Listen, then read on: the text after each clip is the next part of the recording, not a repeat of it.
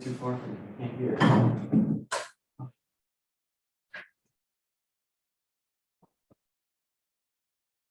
Just do it so.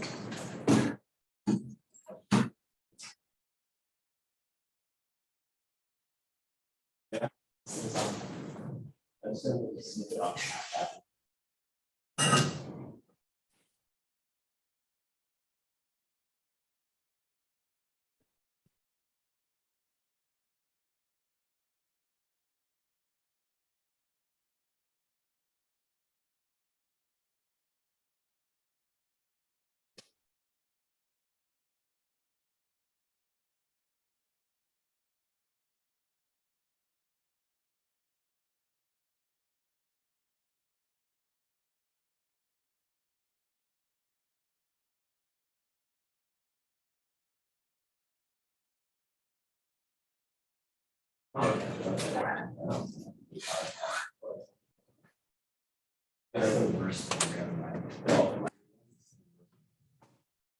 It's good for 2D seconds.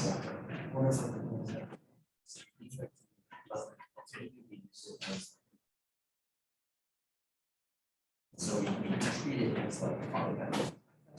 And I just. Yep. So.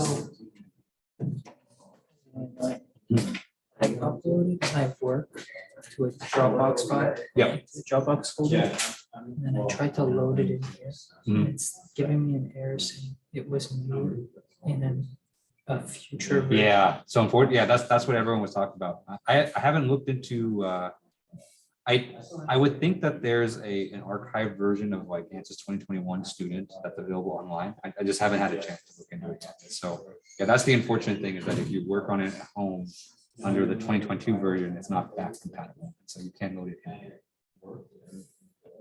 So I think the good thing about this particular activity is that I know it's annoying, but it also, if you go through and just do drawing the rectangle and the stuff with a clip, you can get through it pretty quickly. It doesn't take the longest time. And so it's not going to be like a future activity. This would suck because we're going to do a lot of stuff, especially your project. But for this activity, it doesn't take too long to kind of do the rectangle and draw.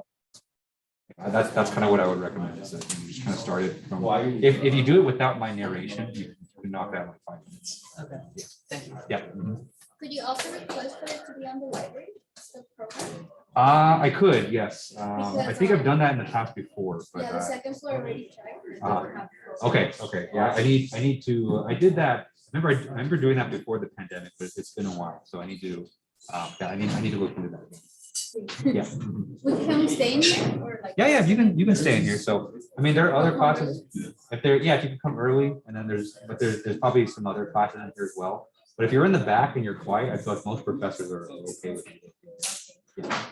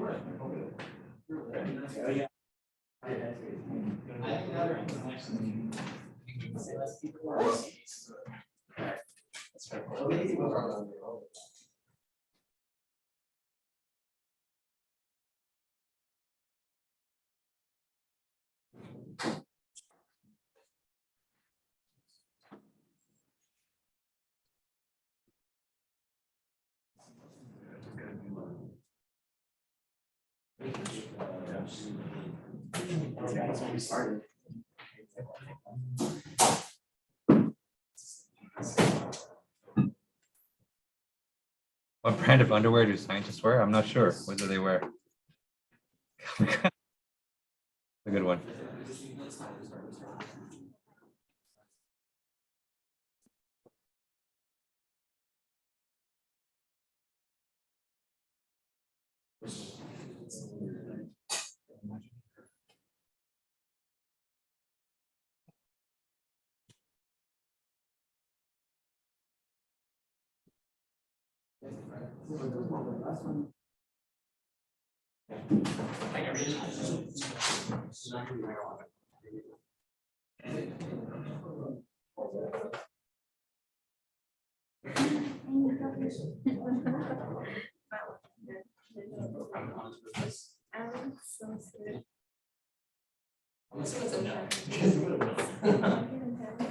Yeah. They really bad. Oh, I did.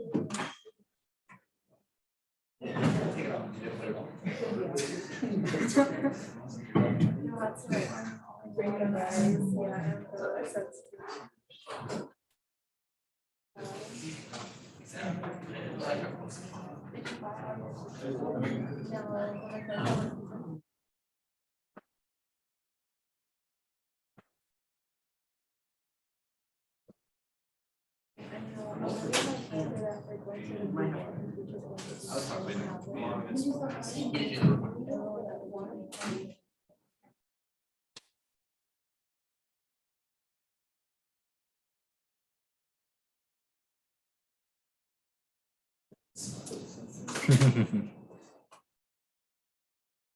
Short line.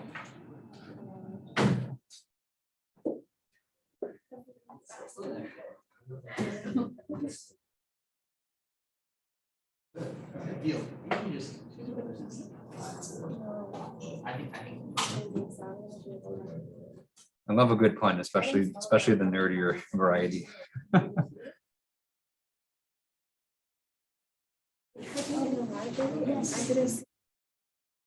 Okay, I just created a meme for you. I just saw just now.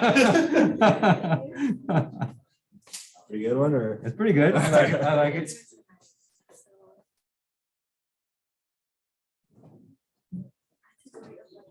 And there's one semester during the pandemic, I think my students made a meme of me every single class somehow. Oh, so Yeah. have you seen this one already? I've seen that one, not with my face on it.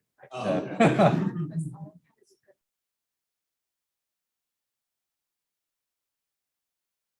All right, it's 5:30, so let's go ahead and get started. All right, good evening, everyone. How's everyone doing today? I'm keeping cool. It's hot out there, so especially this weekend. So if you're going to be out this weekend, make sure you bring water. Make sure you stay in the shade as much as you can because it's going to be hot, and so you don't want to get a heat stroke or anything like that. Okay. All right, and so last time we were here on Tuesday, we went over kind of just a brief overview of the theory behind FEA. Okay. And so today, we're going to get, that was kind of a very broad overview. And so starting today and then over the next, few sessions, we're going to get, more into kind of more the nitty gritty parts of the theory. Okay.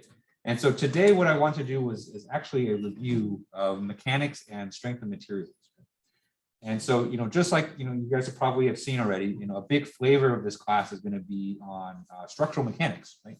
And so we're going to be running simulations to compute things like deformations, equivalent stresses. We're going to look at failure of materials. And so it'd be good to have a kind of a good background in this stuff. Okay.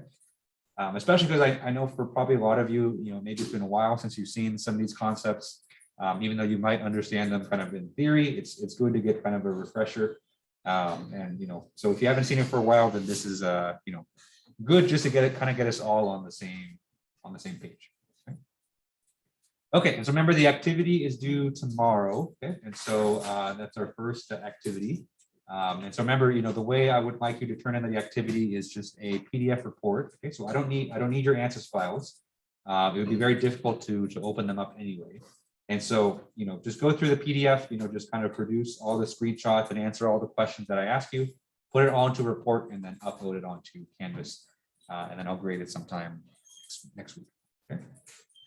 Okay, and so that's all my announcements. And so are there any questions I can answer before we get started? Okay, all right, so let's go ahead and get rolling. Okay, so and so the theme for today and the theme for Tuesday is going to be a review of mechanics and strength of materials. Okay, so let's start with just kind of basic mechanics first.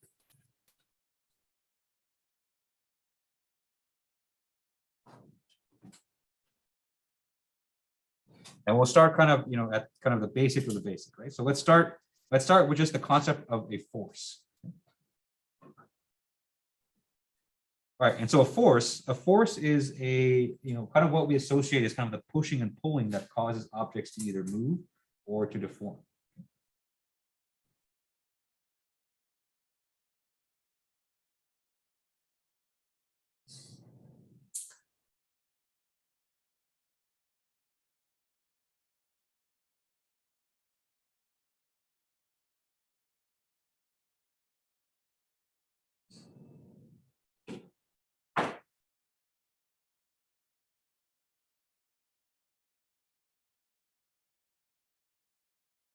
And since in this class, most of the activities that we're going to do are static, then we're going to be focusing more on the second one, which is deformation. Okay. I think I do have an activity plan where we do a dynamic simulation, but dynamics, as you'll see, are actually quite difficult to do in FEA. So, we'll focus a lot on kind of static simulations and deformations. Okay. All right, and so probably already, but a force is a vector quantity, and so just like I think it was Despicable Me, right? So the bad guy in Despicable Me, his name was Vector. He does evil with magnitude and direction, with kind of the weird pelvic thrust thing that he did, right?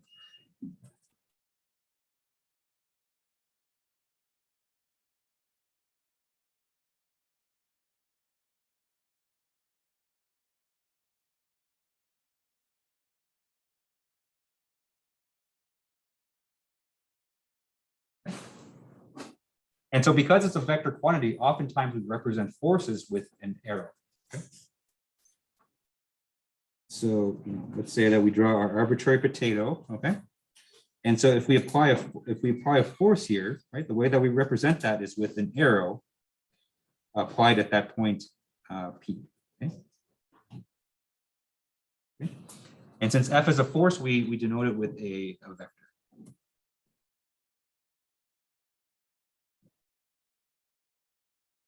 And so if we have what's called a net force will either cause an object to move.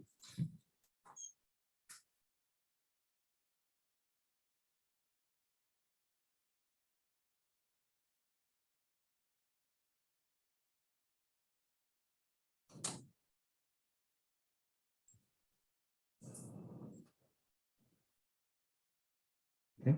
And we can predict the movement that comes from a net force using Newton's second law.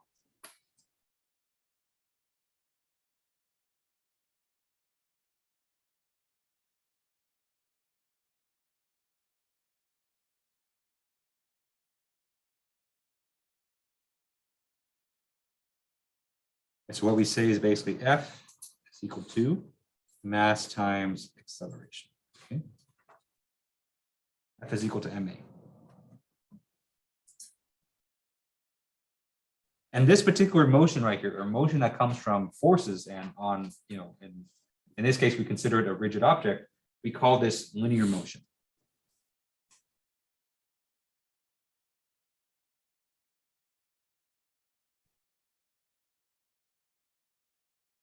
Okay. All right, so very, basic review, but, that's what forces are. And, we know that forces cause movement, and the way we can predict that movement is through Newton's second law. Right? So pretty basic stuff. All right, any questions on this? Okay. All right, so that's forces. Now let's talk about moments. And so a moment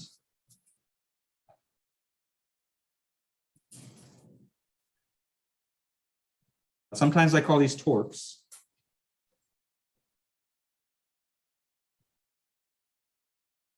And so a moment is kind of an entity that will cause an object to rotate.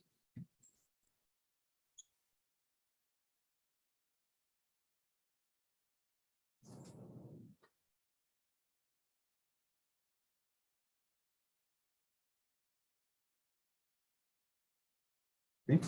And oftentimes we characterize rotation as differently than linear motion. Okay. Okay.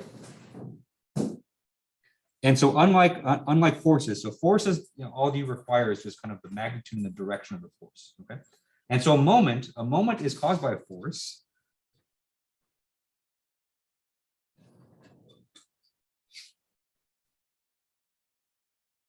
but it's caused by a force that's acting a certain distance away from the axis of rotation.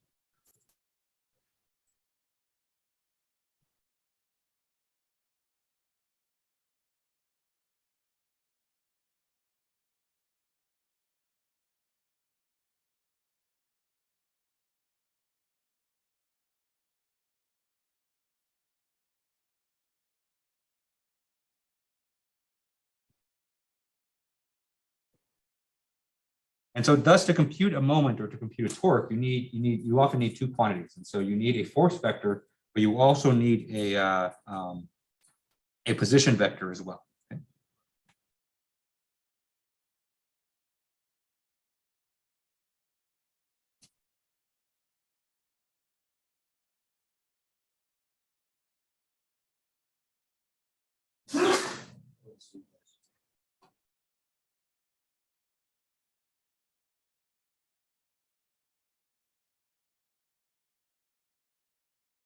What that position vector does is that it locates the distance basically between the force and the axis of rotation. Okay, and so as an example, let's say that we have a point O here, okay?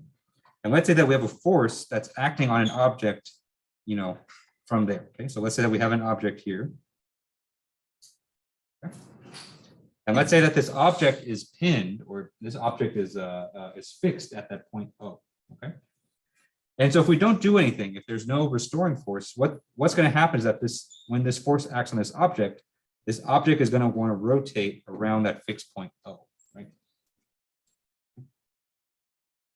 And the way that we can compute, how much moment or how much rotation it's going to happen, what we have is, we need to draw in line, okay?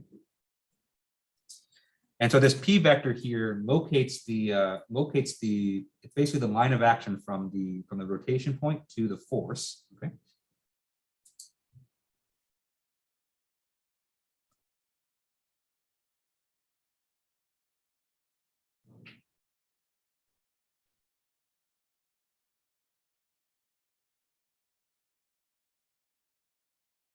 Okay. And then the subsequent moment, and so we'll call this moment big M, centered around O, is going to be the cross product between these two vectors. And so we have P cross F.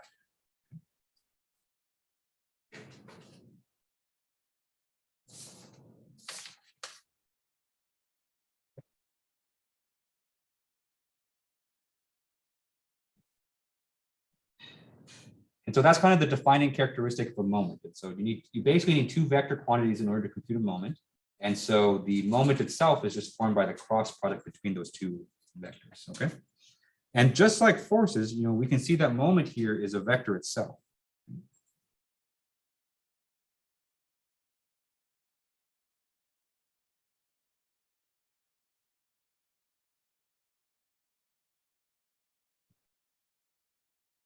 Okay.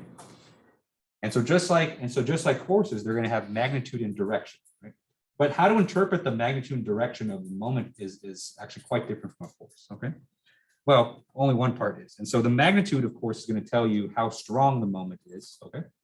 And so moments with higher magnitude are going to have, stronger rotational forces than others.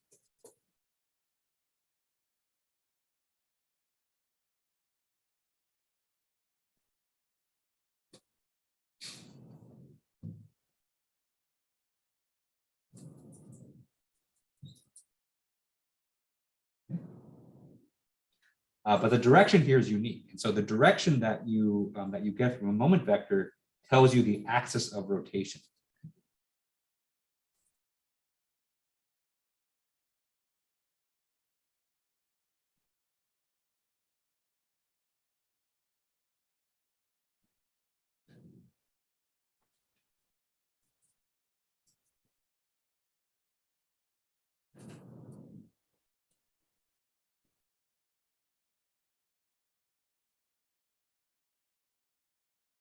Right? Because whenever you have a moment, it's going to cause a rotation of an object, right? That object is going to be rotating around a particular axis.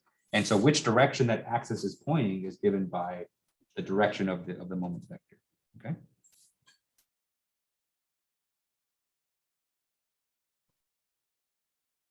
Okay. Any questions on moments here?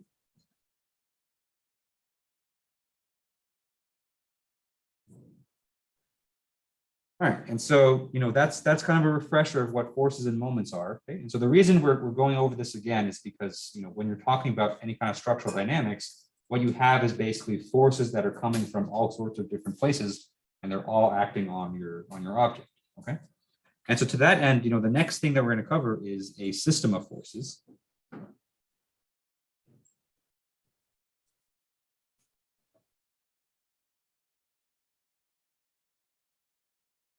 Okay. And so a system of forces, all it is just multiple forces acting on the same object. Okay.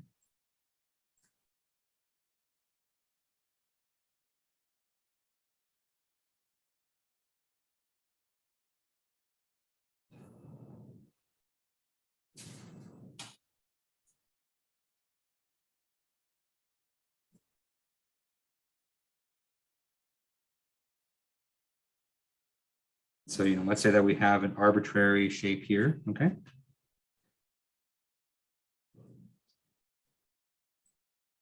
And we can have multiple forces acting on this object, okay? And together they form kind of a system of forces. Okay? Right?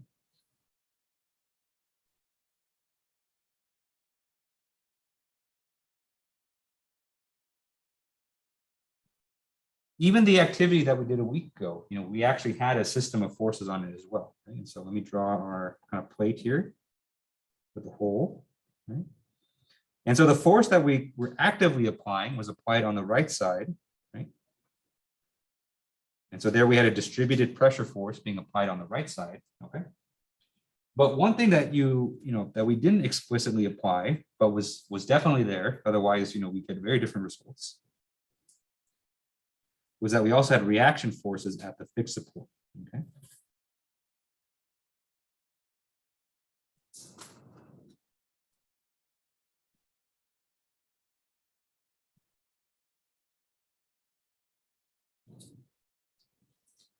Okay. Because whenever you constrain an object, whenever you fix it to something else, right, there's going to be some reaction forces there. And those reaction forces help to keep the object in equilibrium. Okay? And so when you have a system of multiple forces like this, one thing that you can do is you can kind of sum them up together into a resultant force. Okay.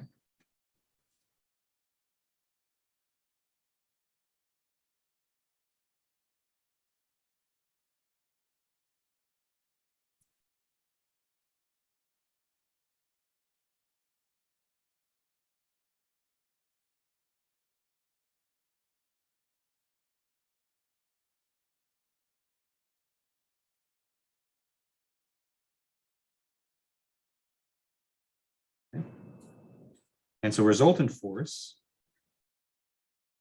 well, that R is equal to the sum of n is equal to 1 to n of Fn like that. Okay. Right.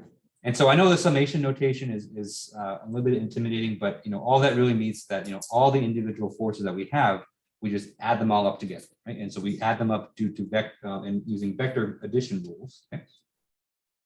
And then that gives us our resultant force. Okay. All right, and this is useful because we can take our resultant force and then apply Newton's second law to it to compute the overall acceleration of the body. Okay.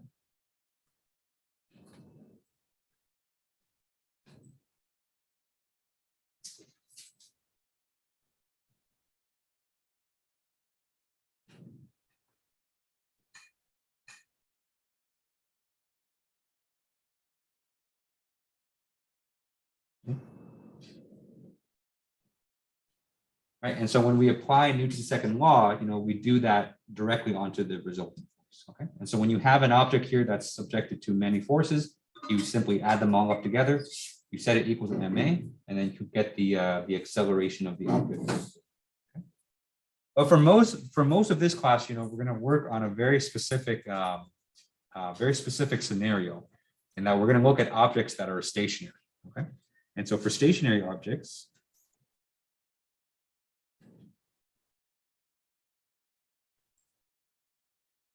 stationary, in other words, static objects. For those objects, the resultant force is going to equal to 0 because we have 0 acceleration. Okay.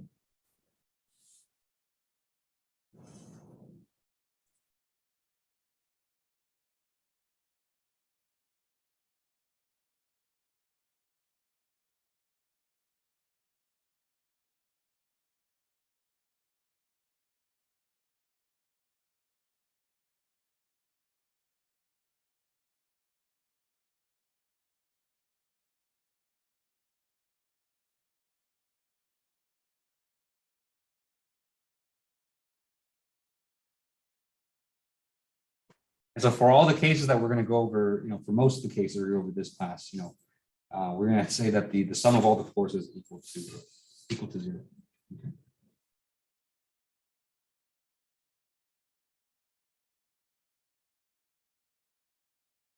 Okay. Any questions on this so far? Okay, pretty straightforward review. Okay. And so just like a resultant force, we can also have a resultant moment as well. And so if we sum up all the moments that are acting on an object, we get a resultant moment. Okay.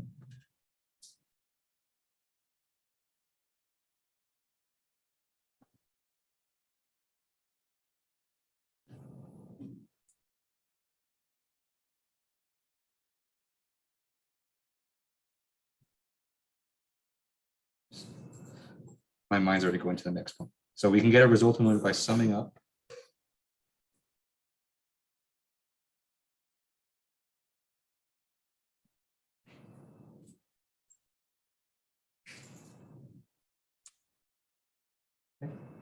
And so just like the same way that we did with the force. So, all the moments that we have is, we add them all up, we do vector addition, and that gives us our resultant moment. Okay. Okay. And so now that we have this idea of resultant force and resultant moments, we can start to talk about equivalent force systems.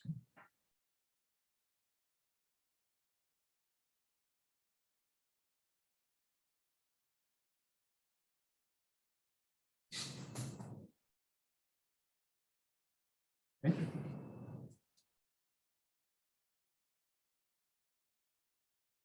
And so what we can say is that two force systems are considered equivalent if their resultant force and the resultant moment are exactly the same.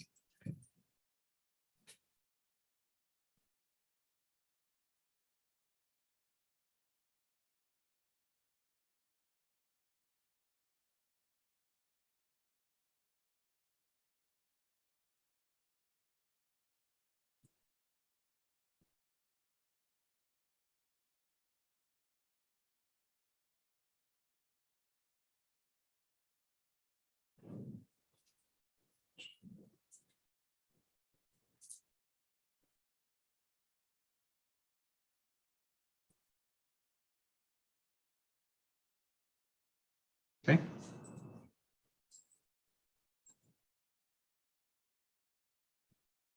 So technically, for all the static cases, all static cases are equivalent force systems because, the resultant force is equal to 0 and the resultant moment are equal to 0 as well. Okay. And so I think a particularly interesting application of this, at least in terms of what we'll do, are when, not only do they have the same resultant force and resultant moment, but they also have the same geometry. Okay? And so let's look at it. Let's look at a very, very quick, simple example. Okay. And so let's say that I have a rod. Not only do I have one rod, I have two rods. Okay? And on the first rod, let's apply a compressive force. And so let's apply two forces at the ends. Okay. And let's say that they're going to be 10 kilonewtons in magnitude. Okay.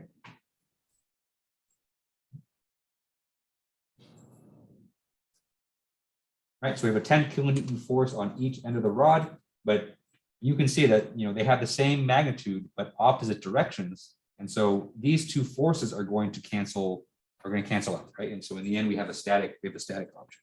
Okay. On the second rod, I'm going to apply a tensile force.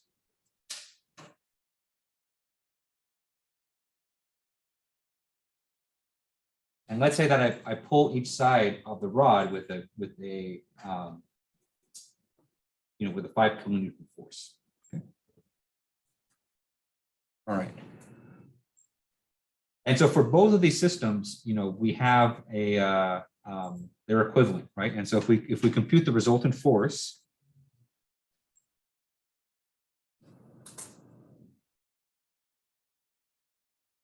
okay, and so the resultant force in this case, and we can obtain that by summing up all the forces, right? So in both cases, the resultant force is going to be 0. Right? And we can do the same for the moment, but the moment is not as interesting for a rod like this. Okay. Okay, so why do I bring that up? And so it's like, yeah, duh, of course, these are going to be resultant, right? Or they're going to have the same system.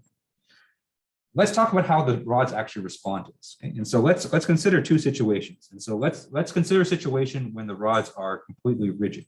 Okay?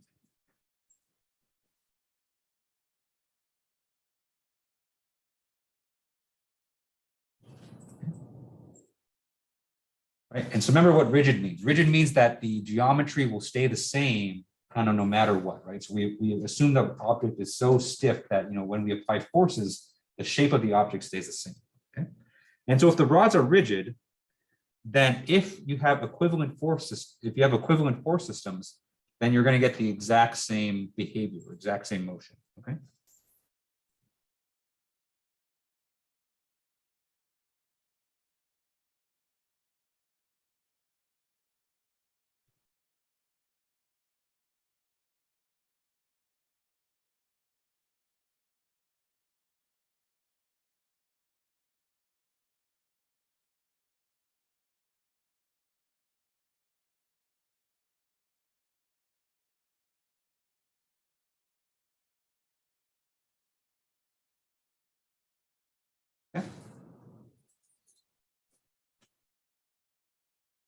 Right, so that makes sense, right? So we know that the resultant force is equal to the mass times acceleration. And so if the resultant force is 0 for both cases, then the acceleration is going to be 0, which is in both. Okay. But I think the more interesting one is when if we consider the rods as elastic.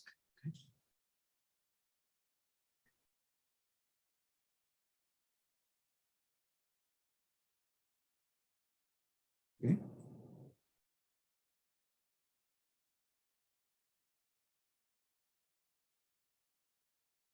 An elastic solid meaning, that it's able to deform and strain and experience internal stresses, right? And so if the rods are elastic, do we expect to see the same kind of behavior or same kind of deformation in both rods?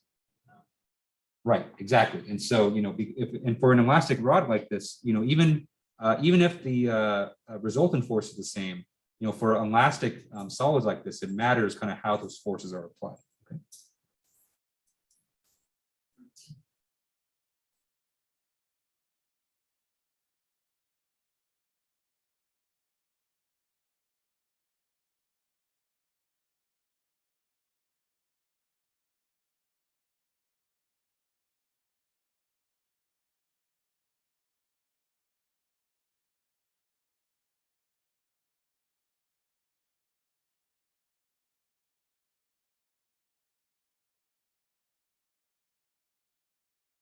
Okay. And so for this class, we're mostly going to be dealing with elastic solids. And so, it's not enough to just compute the resultant force or resultant moments on our objects. It matters how the forces are applied. Okay. But that's kind of where finite element really comes into handy, because, if you can, if you think about it, there's all very different kinds of complex force systems that you can apply onto objects, right?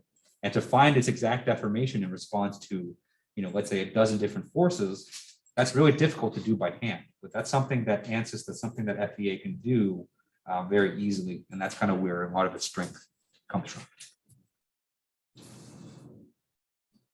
Okay. Any questions on this?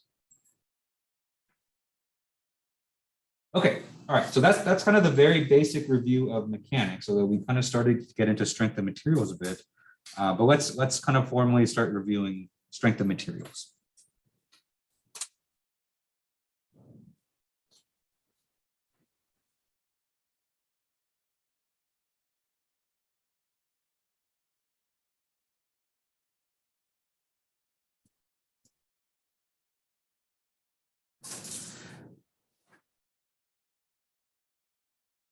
All right, so let's start with stress.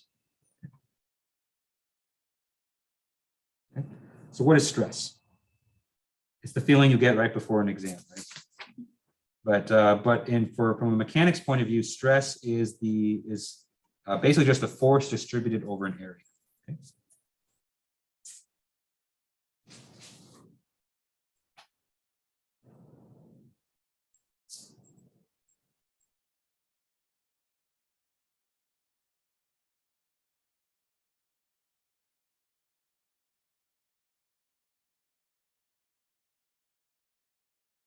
Thank you for laughing, Lou, by the way. I'm sure you've heard that joke probably way too many times now. But I will say that, it is very appropriate to roll your eyes at some of the jokes I say too. So that's totally fine. And I expect that. Okay.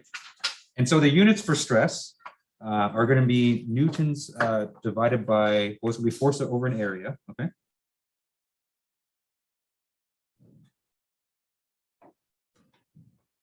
Okay. And so if we give it the SI units, the SI unit for force are newtons, okay? Okay. And the SI unit for area is meter square. Okay. And so in other words, the SI unit for stress is Newton per meter square. And this occurs so often in science and engineering that we actually give it a special name. And so the SI unit for stress is pascals or PA. Okay.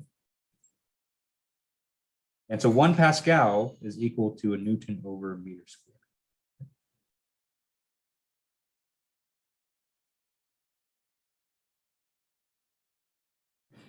And so, probably you noticed already is that the units for stress are the exact same as the units for pressure.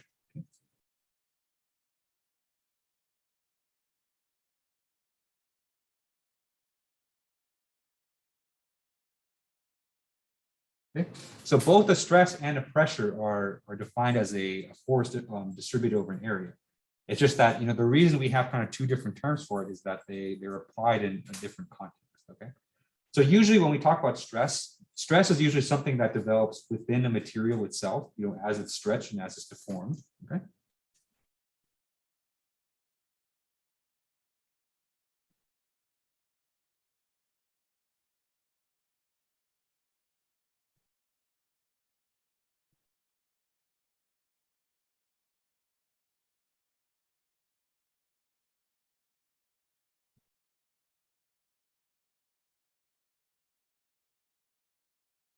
Okay.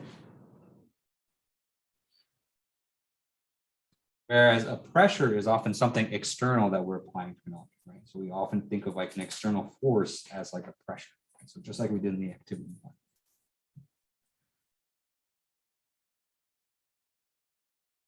And the reason these internal stresses develop is a couple of different reasons. But the main reason is that whenever you stretch an elastic object kind of beyond its normal configuration, it's going to want to return to its original configuration, right? And so these internal stresses develop to try to return the object back to its original state. Okay?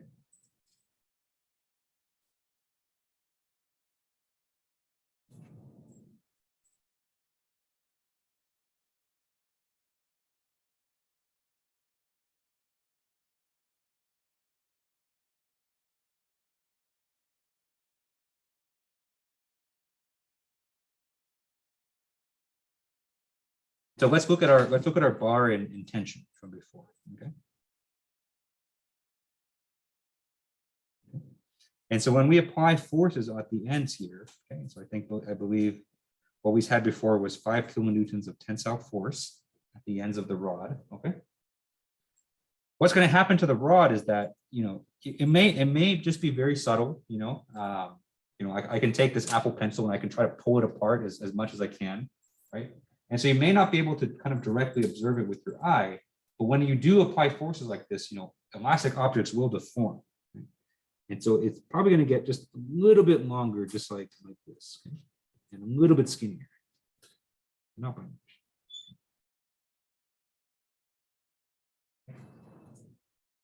And so in the pink right there is kind of what you would expect if you applied a tensile force on both sides to a rod.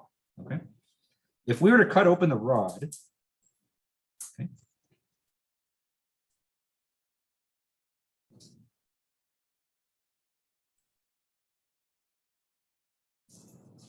Okay. If we were to cut open the rod, at that point right there, what we would observe is that there are stresses that are being developed within the rod.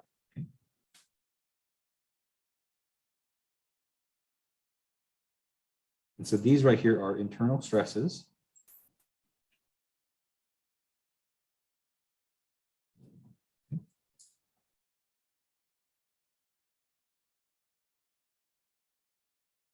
And the reason we have them is that, because we're stretching the rod, the rod is a little bit longer than what it's comfortable with, right? And so what the rod naturally wants to do is it wants to return back to its original configuration. And so to do that, there needs to be an opposing force that kind of pulls it back towards, its original one. Okay? And so these internal stresses right here, what they're trying to do is they're trying to return the rod back to, back to its original shape. Okay?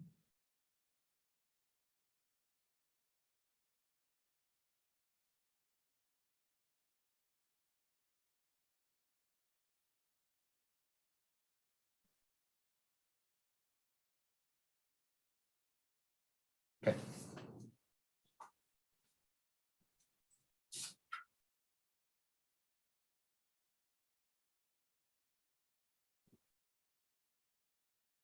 Another consequence of these internal stresses, or another reason the internal stresses develop, is that they basically make it so that every part of this rod is in static equilibrium. Okay.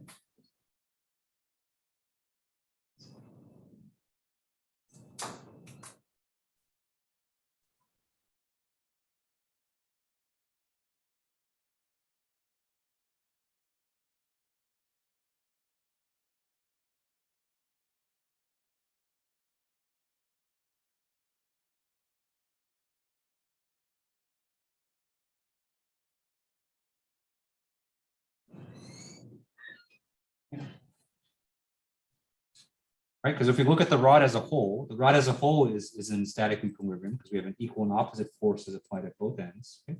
But then every single part of the rod also needs to be in static equilibrium as well. And so if we take just this diagram right here, okay, and we say that this diagram right here has to be in static equilibrium, we can use that fact to compute what the internal stress should be.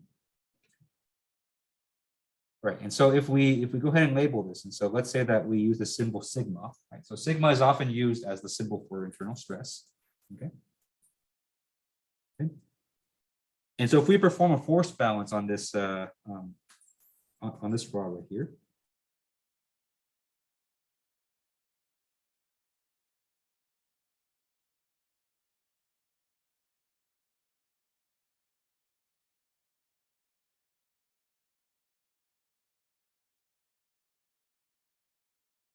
and just so that this is kind of more generic, instead of 5 kilonewtons, I'm going to say this is just some tensile force T.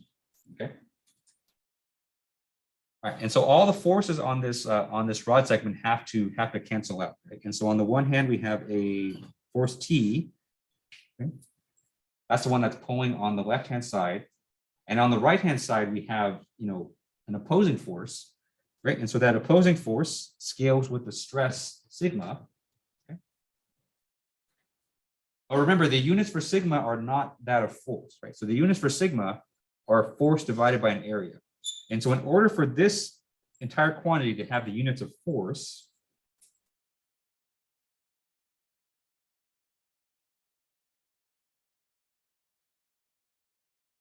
okay, in order for this entire quantity here to have the units of force, we need to multiply that internal stress by an area. Okay. And so we have T is equal to sigma times A. Okay. And if we solve this equation for sigma, then we get that sigma is equal to T divided by A.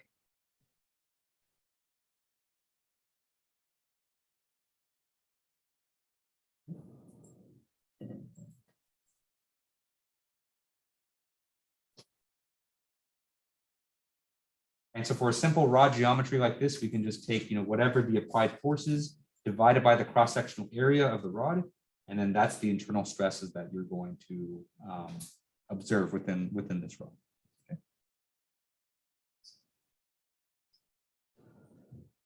All right. Any questions on this?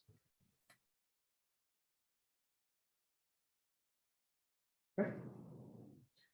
All right, so let's talk more about stresses, okay? Because stresses are going to be a big part of this class, and I think it's one of the big benefits of FEA is that it's able to compute these internal stresses in very complex geometries. So understanding what the stress is and how we compute it is going to be a central key to this class.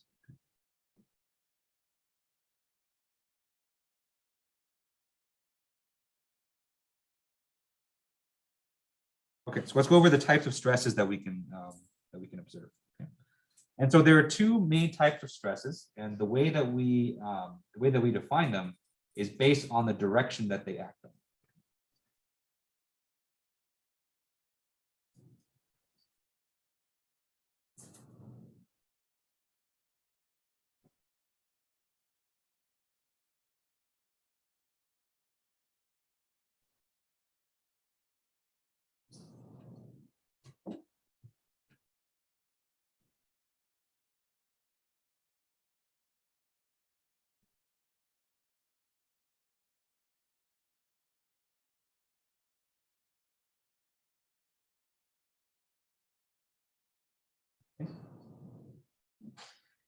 And so the first type of stress is called a normal stress.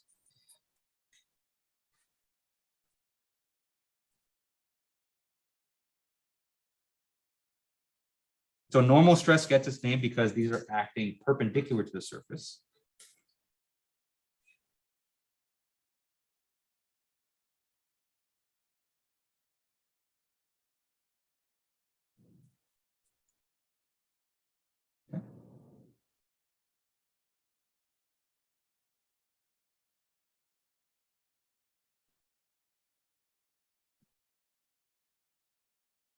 And the second type of stress is called a shear stress. And a shear stress is or any stresses that act parallel to a surface.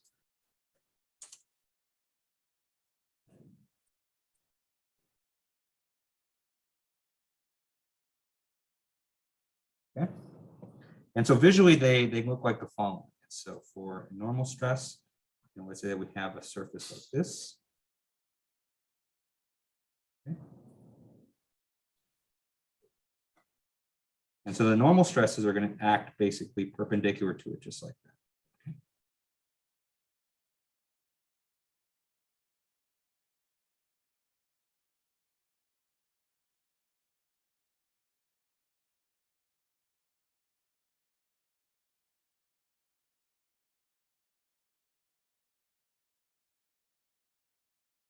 Whereas the shear stresses, they're going to act right along the surface.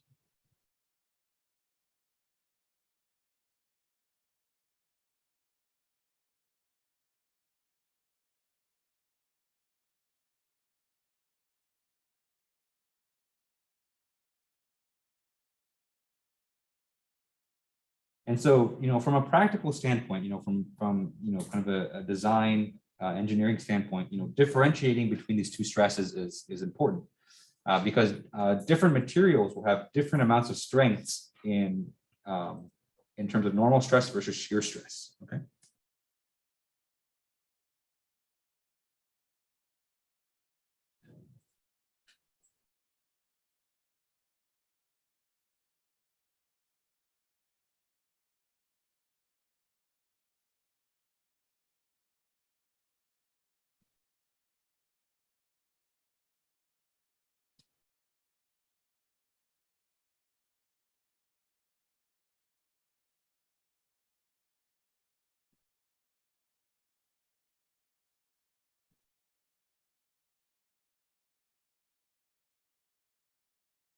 Okay, so that's important because a lot of times when you're designing an engineering device, designing an engineering structure, right?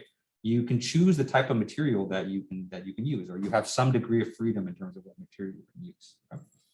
And so depending on the types of loads that you're going to be applying on your structure, that might tell you whether to use one type of material or not. Because if you're in a situation where you're mostly going to be dealing with normal stresses, right, either tensile forces or compressive forces, you want to pick a material that's strong in compression or tension, right? And so they have a strong normal stress or normal strength.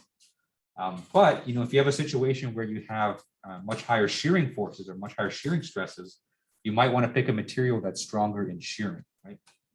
And so I actually just got done talking about this with just the previous class, and so the class I teach before this is biomechanics, and we just got done talking about bones. And so bones are a very unique material in that they're very, very strong in compression, right? And so you can take your bones and you can compress them, and it's going to be very, very hard to break a bone in compression, okay?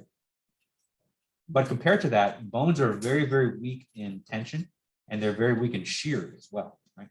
And so what happens, and so an injury that happens a lot for people is if you get into a situation where you're kind of twisting your bones like this, like in torsion, that's actually very dangerous because your bones are very weak in torsion.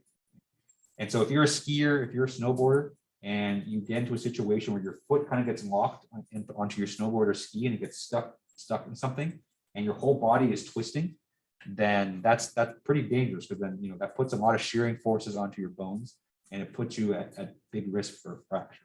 Okay, and so choosing the material based on what kind of forces, what kind of loads you're experiencing is important to know.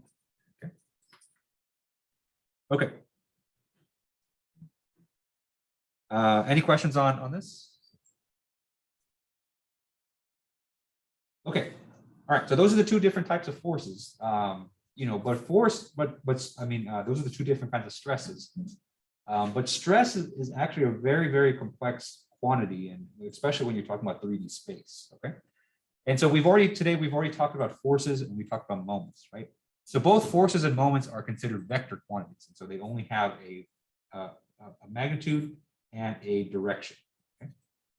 Stress is a lot more complex than that. And so stress is what we call a tensor quantity.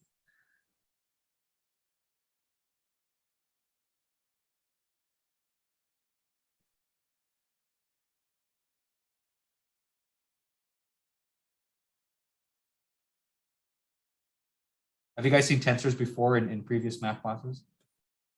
Some, yeah, I know Dr. Sanders is big on it. He said, I'm going to teach everyone tensors and they're going to love it and they're going to enjoy it. And I'm like, I don't know about that, but but some quantities you can't really describe without being a tensor, right? So a tensor is basically just a matrix, okay? And so instead of a vector, which has maybe 2 or 3 different components, and they're arranged in a line, right? A stress is best represented as a matrix. Okay?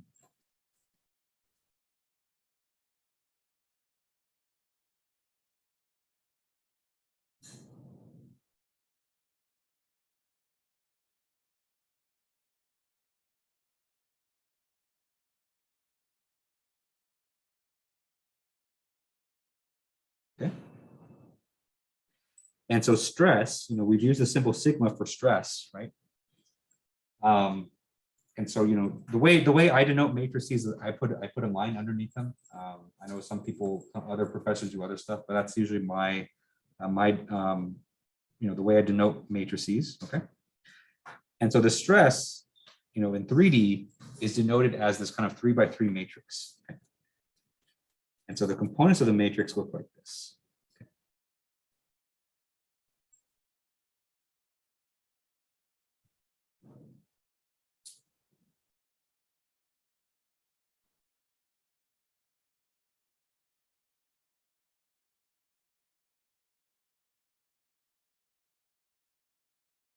So this right here is stress. Okay.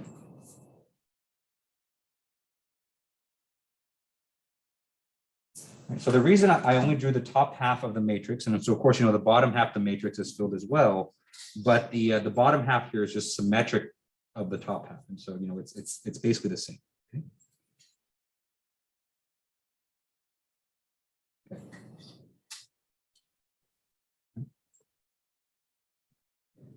And so if you count the number of unique terms here,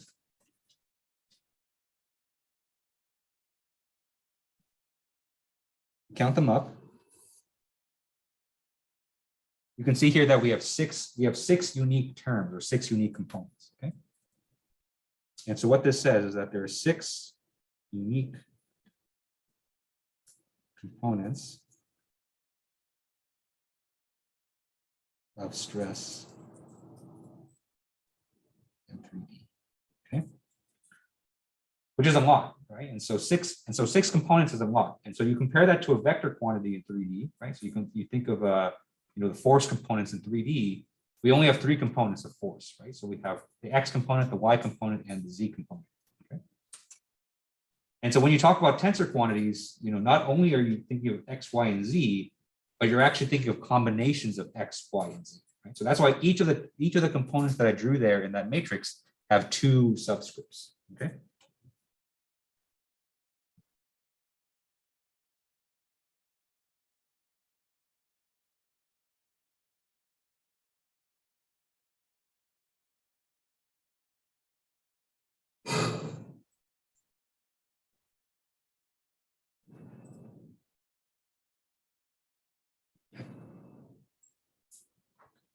All right, so let's go ahead and label each of these 6 different components here and what they represent.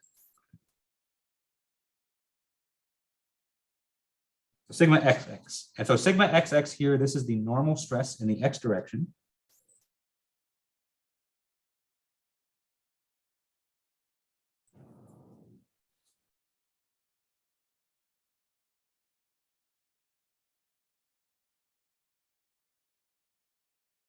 Sigma yy, this is the normal stress in the y direction.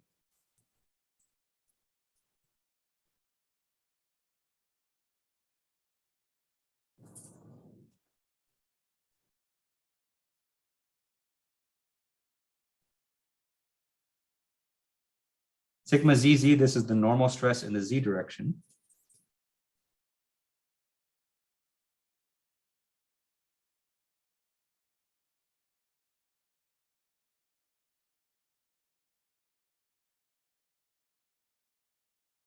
And so remember what normal stresses are. Normal stresses are, the components of stress that are perpendicular to the surface. Okay. And so that means the 3 remaining components here are shear stresses. Okay. So tau xy here, this is the shear stress in the y direction on a face that's facing the x direction.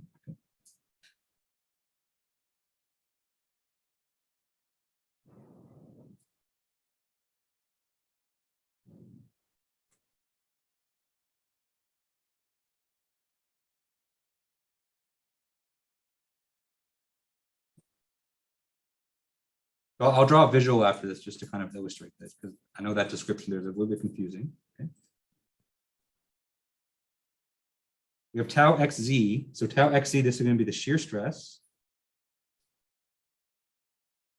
Shear stress in the z direction.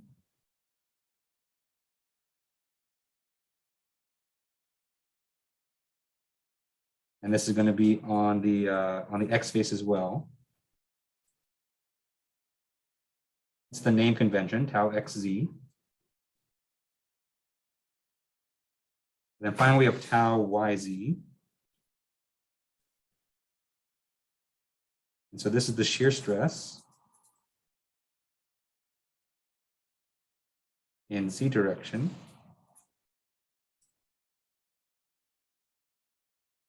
On the y face.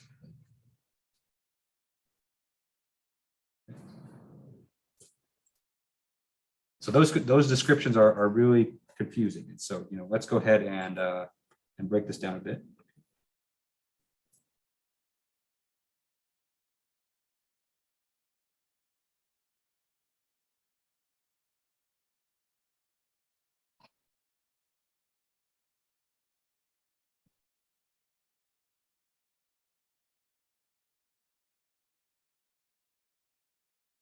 Okay, so to best illustrate that, I think the easiest thing to do is just to draw a cube. Okay, And just because this is an FEA class, you can think of this cube as a finite element. So one of the elements in your mesh. Okay. Okay. So along this cube, so on this cube, we have 6 different faces, right? But each of the faces here can be labeled based on which direction that face is facing, right?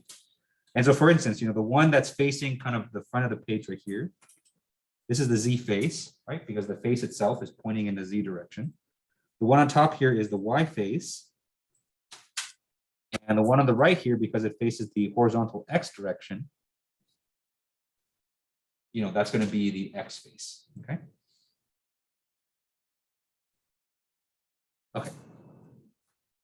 So we can go ahead and draw in, the directions of these, of these forces, okay? So let's do the normal forces first. And so sigma XX is going to be the normal force on the X face. Okay. Sigma YY is going to be the normal force on the Y face. And then sigma ZZ is going to be the normal force on the Z face.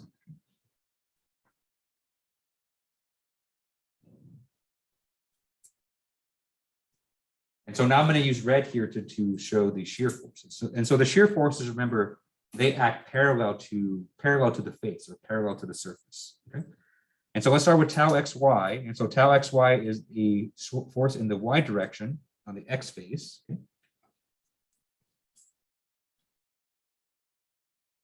And so if we draw an arrow that's parallel to that x face that's pointing in the y direction, that's going to be tau xy. Okay. Next, we have tau xz. And so xz is going to be a force in the z direction on the x face. Okay. And so that's tau xz. And so tau xz again is going to be sitting on the x face, but it's pointing in the z direction this time. Okay, so it's pointing out front. And the last one we have is tau yz. Okay. So tau yz is going to be on the top face right there. Okay. Right, because remember that tau yz, it's sitting on the y face, but it's pointing in the z direction.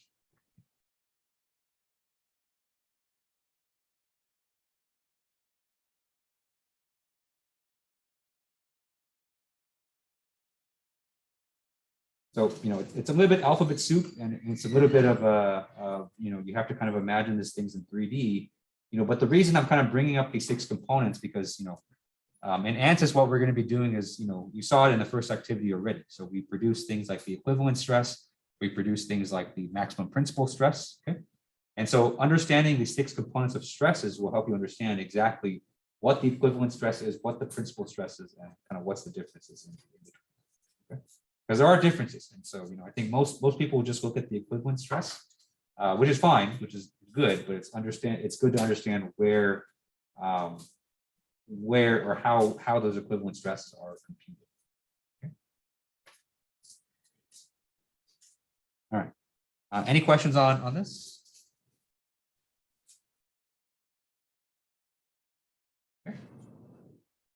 Okay. And so why do we even care about stresses in engineering to begin with? Right? Well, we care about it for a lot of reasons, but one of the primary reasons that we're going to be looking at in this class is to look and see if we're going to have any kind of structural failure. Okay.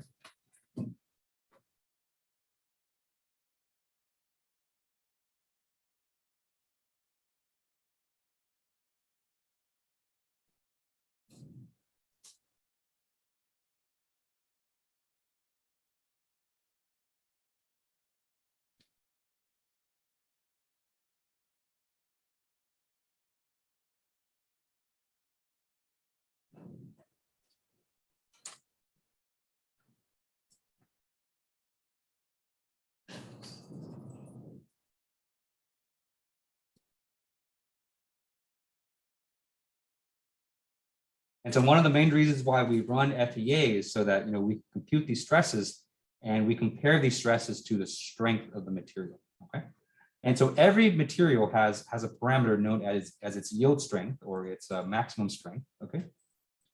And so if we run a simulation and we see that the stresses that we compute, if that exceeds the yield strength of the material, then that material will fail. Okay.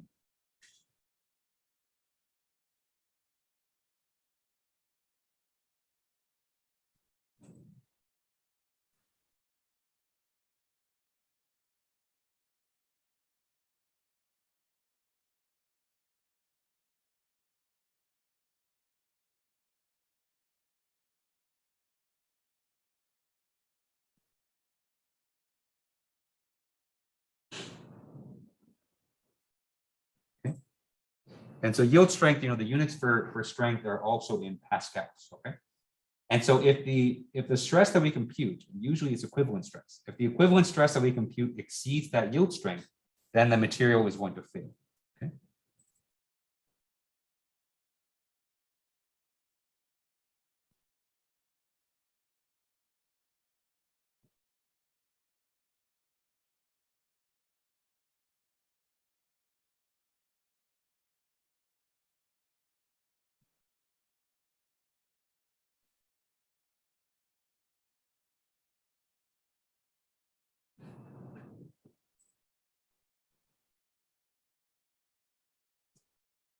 Okay. And that's something that we're going to apply in the next activity. So in the next answers activity next Thursday, I'm going to be giving you a bike crank. Okay? And so what your job is going to be on that bike crank is that I'm going to have you guys apply a load to it, and then based on the material and based on the stresses that you observe from the finite element simulation, you're going to be able to tell me whether this bike crank will break or whether it's going to stay, or whether it's going to remain remain intact. Okay. And so I think last class, I think someone brought up a question of if we're using a purely linear elastic model, can we actually rely on these yield strength predictions?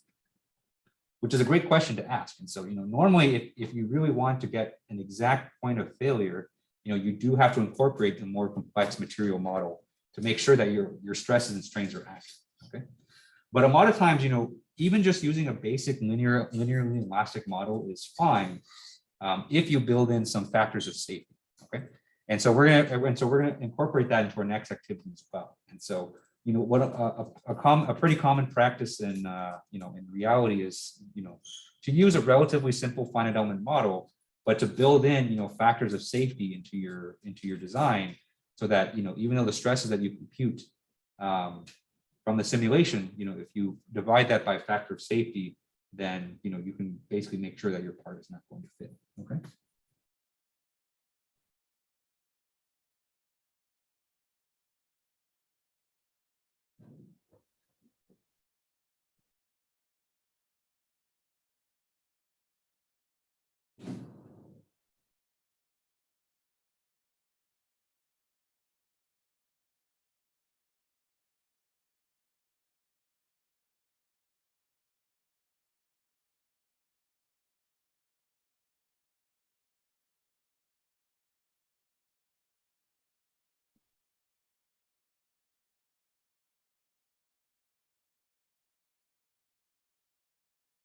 Okay.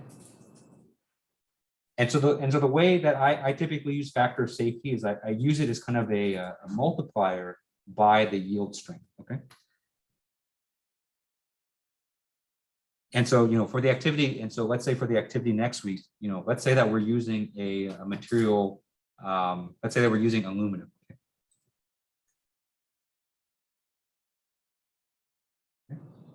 And so I don't remember the number off the top of my head, but let's say that aluminum has a yield strength of, we'll call it sigma, sigma A. Okay.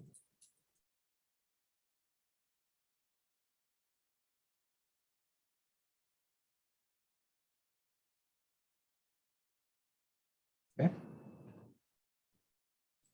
And so normally, what you can do if you're running a very sophisticated simulation with, a very complex material model, you can run the simulation to see if your stresses exceed sigma A anywhere inside the model. Okay.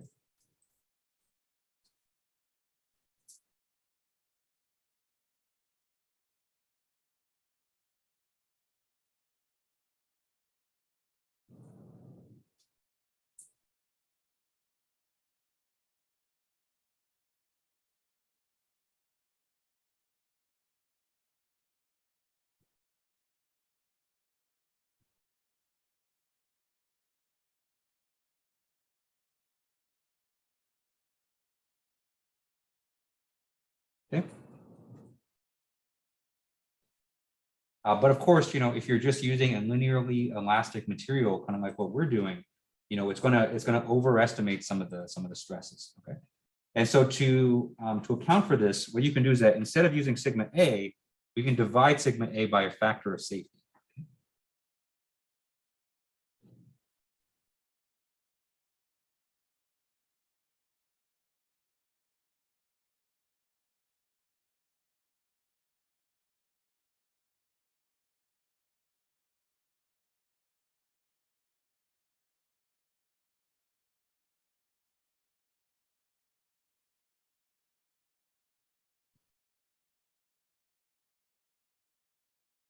Okay.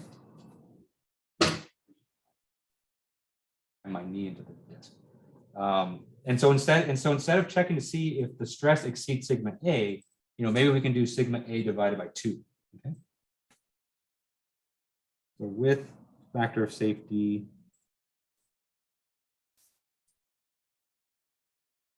2, we can check sigma A divided by 2 if stress exceeds part will fit.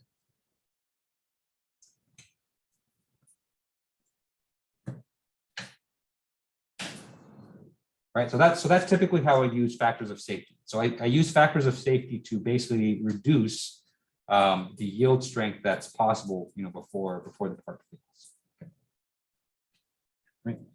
And so this is very common. And so, even if you have the most sophisticated simulation in the world, let's say that you're designing a bridge in FEA, and you try your best to put as realistic loads as you can, the max amount of cars and whatnot, right? But that said, there are probably, as soon as you put an engineering product out there in the real world, to some degree, you can't really predict how it's going to be used or what kind of loads it's going to experience, right? And so what's often done is that, these factors of safety are included in the design to make sure that, kind of no matter what happens to your product or what happens to your design, it's still going to hold its structural integrity, right? And so this is very common in like, the design of a building like this, or the design of a bridge, right? And so we want to make sure that, if one extra person didn't step foot in the elevator, the whole elevator just doesn't come crashing down, right? And so you want to account for all kinds of situations. Okay. And so that information there is important to know for the next activity. So, when we come here next Thursday for the activity, then, we're going to be incorporating this information. All right. Any questions on this? Okay. All right. So we have about 9 minutes left, and so let's start talking about strain, and then we'll probably close up shop after that.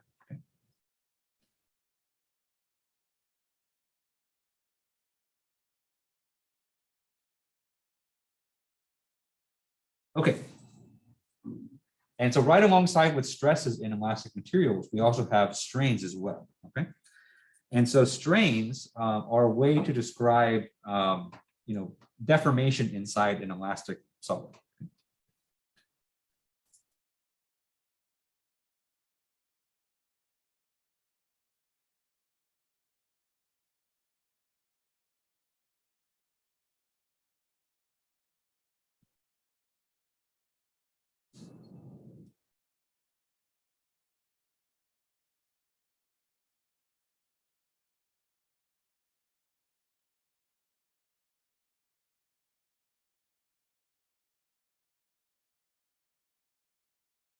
Okay.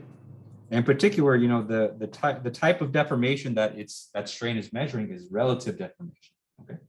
Because whenever you have an elastic solid, there's always this concept of like the solid is going to want to return to its original shape. Okay. And so having some kind of measure that states, how far relatively off you are from that original shape is something that's useful for, for your computations. Okay? And that's exactly what strain defines. And so in terms of units, strain has no units. Okay?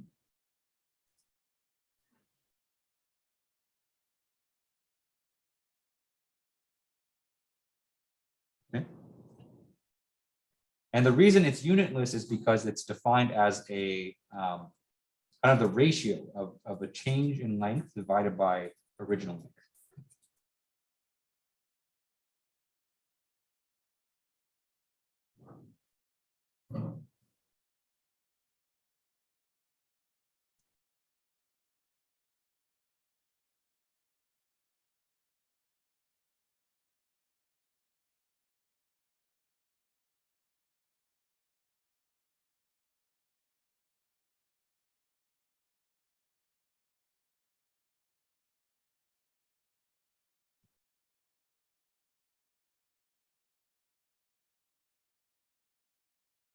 All right, and so, as a very quick, very simple example, let's say that we have a beam.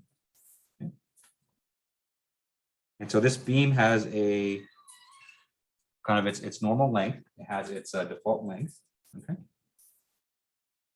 And let's say that we take this beam and we stretch it. Okay. So let's say that we apply a force at the end of this beam. Okay. And so when we pull on that beam, the beam of course is going to get longer to a certain degree. Okay. And so the beam would have kind of an original, that would be its original length L. Okay, that matches up with the L that's on the left figure. But we also have the change in length, and so we'll call that delta L, just like that. Okay. And so the strain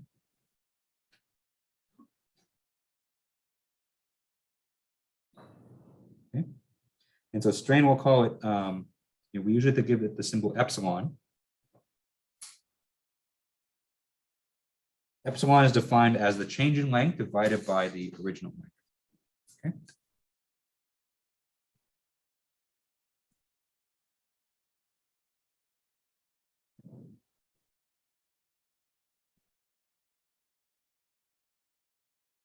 All right, so that's, I think kind of the way that strain is taught, when you first learn about it, right? And so it's just basically the change in length divided by the original length. Okay? And so that's, in 1D, I think strain has a very, very straightforward definition. In 3D, it gets a lot more complicated. Okay?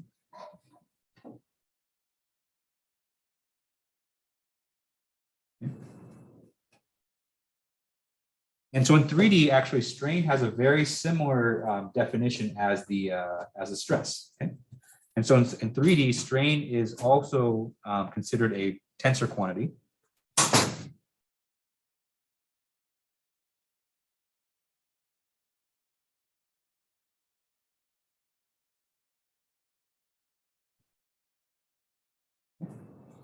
And so that means you can represent strain as a matrix. Okay.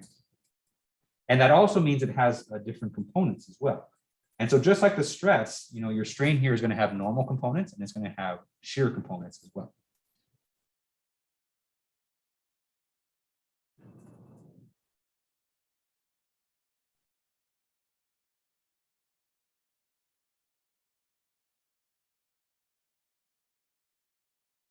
Okay.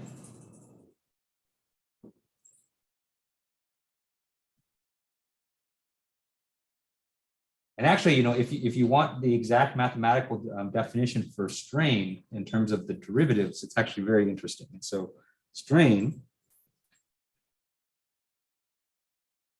has this definition here. Okay?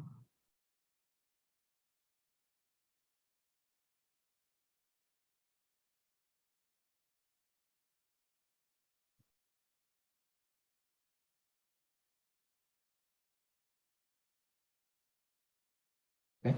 This is just trivia, by the way. And so you don't have to write this down.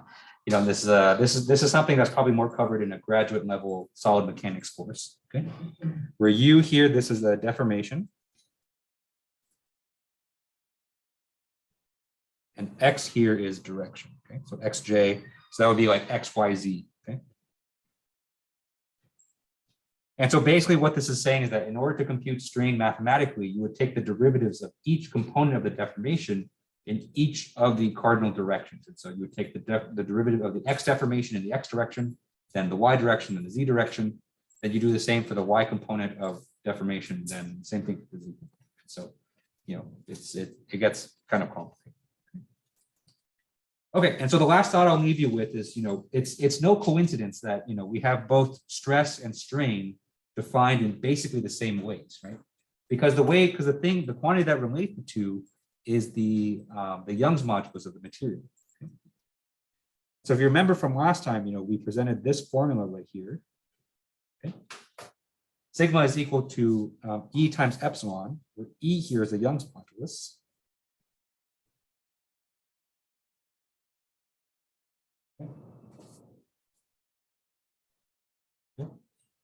But now that we have a deeper understanding of stress and strain, mostly that they're tensor quantities, and so stress is a matrix, strain is a matrix with exactly the same components. This equation makes a lot more sense because Young's modulus isn't a fancy tensor like its buddies. It's just a simple hard working number, right? And so when you take a number, you multiply by a matrix, you get a matrix, right? And so both the dimensions of the left-hand side and the right-hand side of this equation equal out, because on the one hand you have a matrix, on the other hand you have a number times a matrix, which is still a matrix.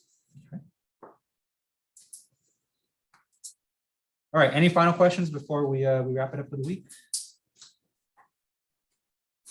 Okay, all right, so that's all we got time for today. And so Tuesday, we'll finish up these lecture notes on our review of strength of materials. And then Thursday, we're gonna do our next ANSYS activity, okay? So remember, the first ANSYS activity is due tomorrow night at 11:59. And so if you are not done with it, you can continue working on it in the lab. If not, you can work on it at home as well, okay? So have a great weekend, everyone. If you have any questions about anything, don't be afraid to reach out. Have a great weekend, and I'll see you guys next week. Yeah. I turned it in, but I kind of heard late on like the fourth board, and I just kind of like answered everything. I say report because I don't know how else to describe it. That's all I'm looking for, is just the screenshots. Yeah, I was for a long time. You guys, sorry. Good. I saw you. I was like, so. No, you're not. So, and so we didn't cover refinement.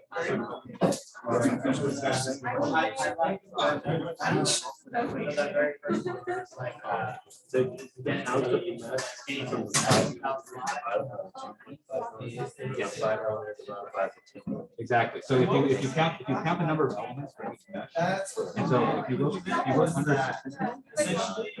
and so it's just the ratio of the number of elements. You know how to find the number of elements. Okay. Okay. So the number of about 5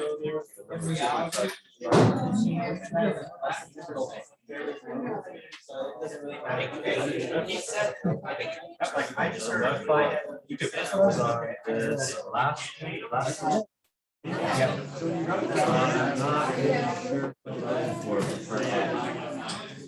So we covered that on the first day. So on the first day of class, we talked about how engineering analysis is kind of more broad than just FEA.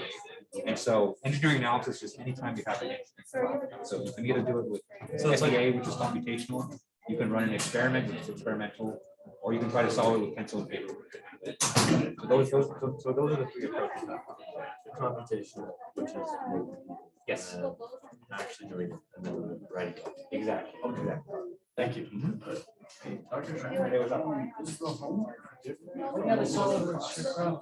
We started hard, and some additional stuff I want you to do with it. That's listed at the bottom.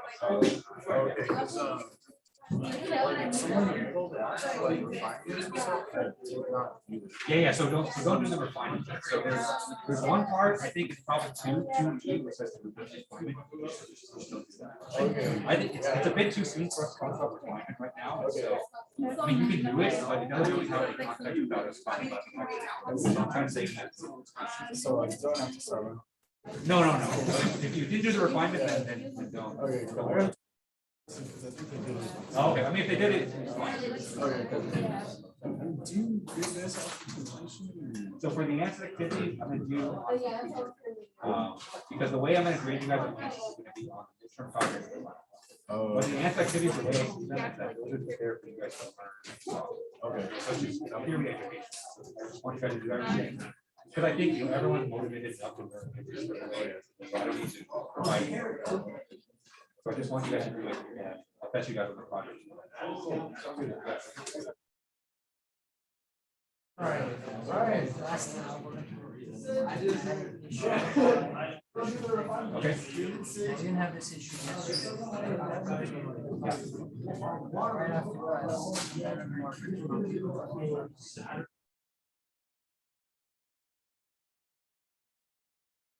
Exactly, yeah. Because I did that at the beginning, just now, which is why I never thought of going back. He said it happened to that. Yeah, sometimes it kind of resets. Is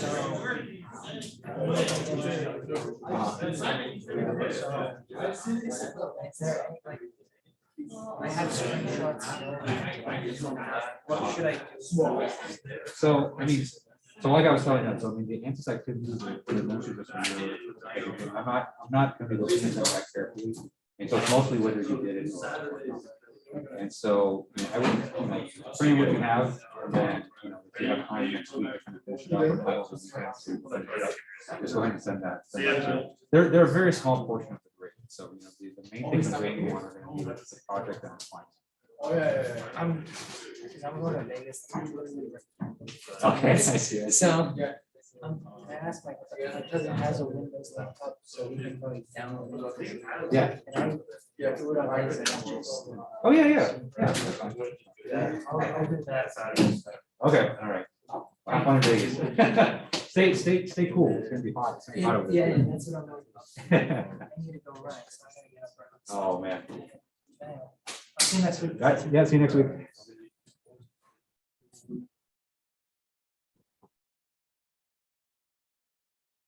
Charles, Joshua, any final questions before I close up the Zoom?